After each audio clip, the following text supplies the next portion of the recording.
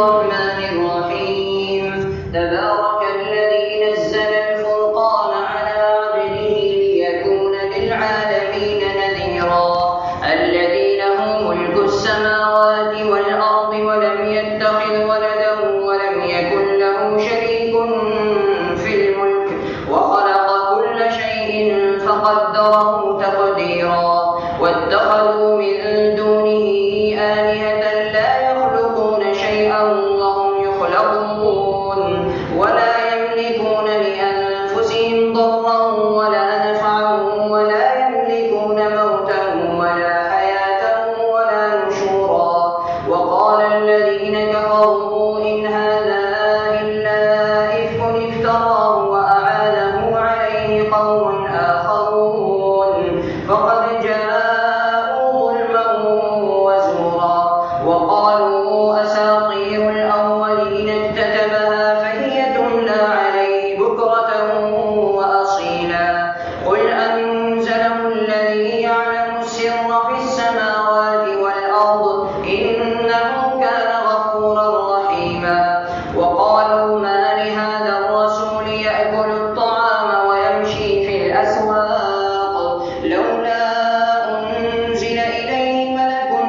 فيكون معه نذيرا أو يلقى إليه كنز أو تكون له جنة يأكل منها وقال الظالمون إن تتبعون إلا رجلا مسحورا انظر كيف ضربوا لك الأمثال فضلوا فلا يستطيعون سبيلا تبارك الذي إن شاء جعل لك خيرا من ذلك جنات تجري من تحتها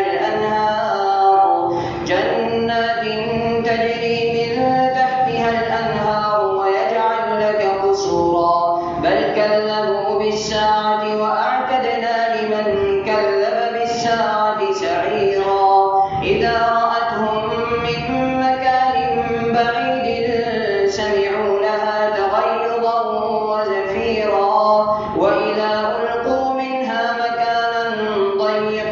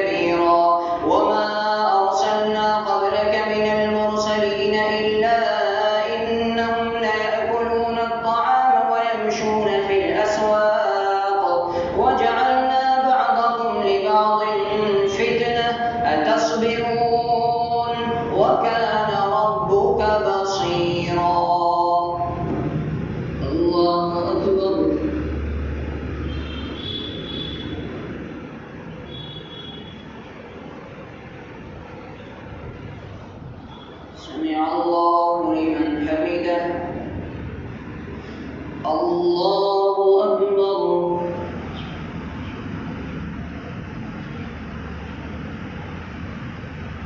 الله